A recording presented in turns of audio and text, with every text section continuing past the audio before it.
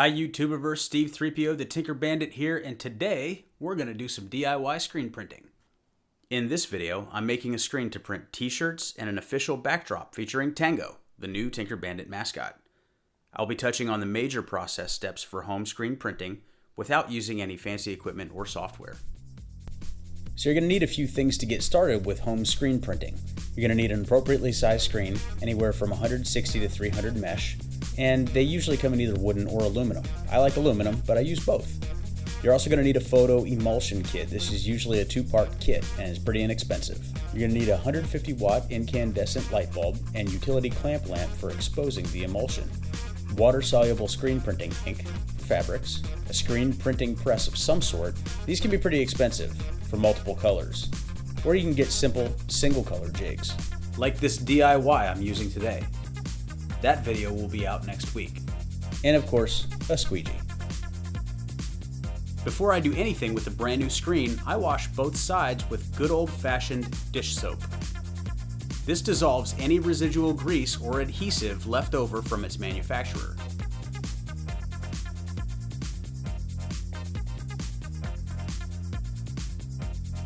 After the screen dries, I use poster putty and stick on some stubby legs to keep the screen off whatever surface I'm using while it dries.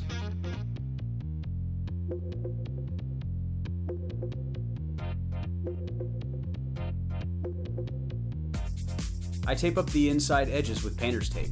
This minimizes the amount of emulsion needed and makes reusing the screen later on for a different design much easier.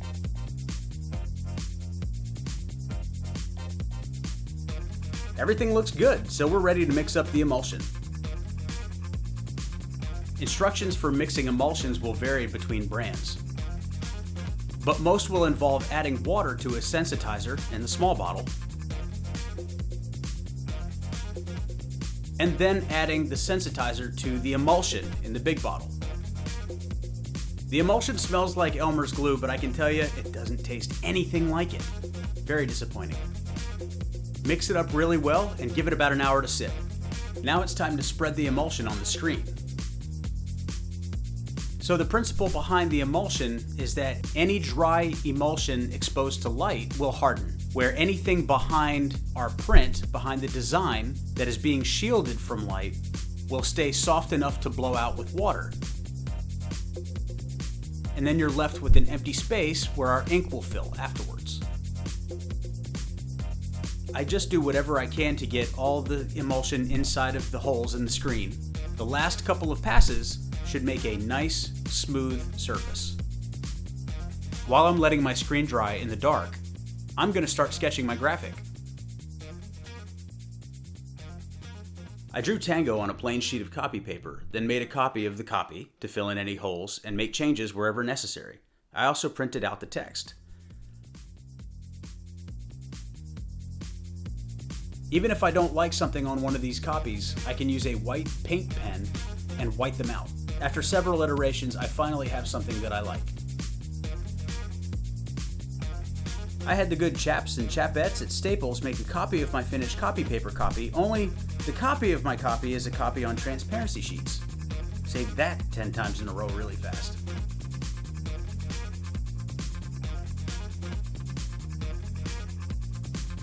I always have two copies to get a nice dark graphic for the burn.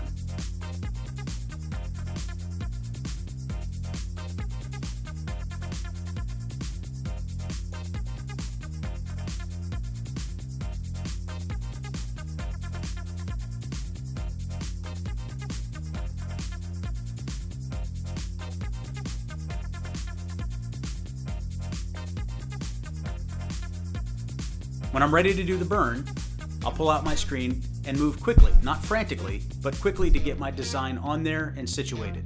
And then we'll give it the burn time.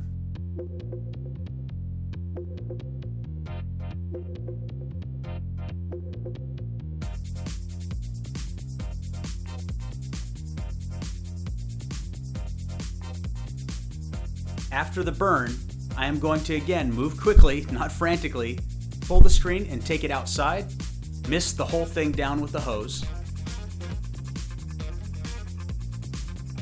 and within just a few seconds you can see the design, the soft emulsion, becomes visible.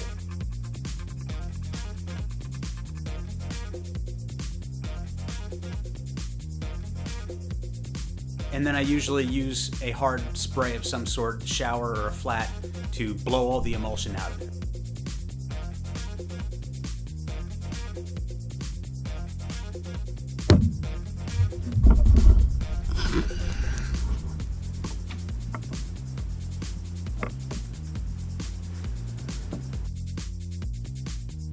And there we have it. There's the print. For my first print, I'm just going to use a proof piece of fabric.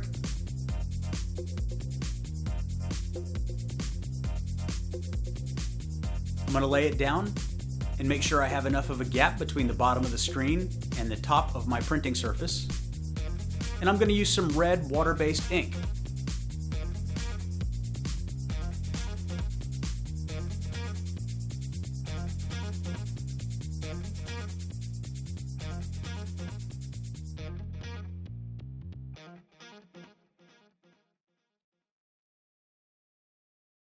So the upstroke is actually going to be my flood stroke, and that is where we flood the entire screen with the ink. That way it primes the ink into all the holes in the screen. The downstroke will be my actual print stroke. I'm going to take a couple of them because I didn't use a big enough squeegee. Wah, wah.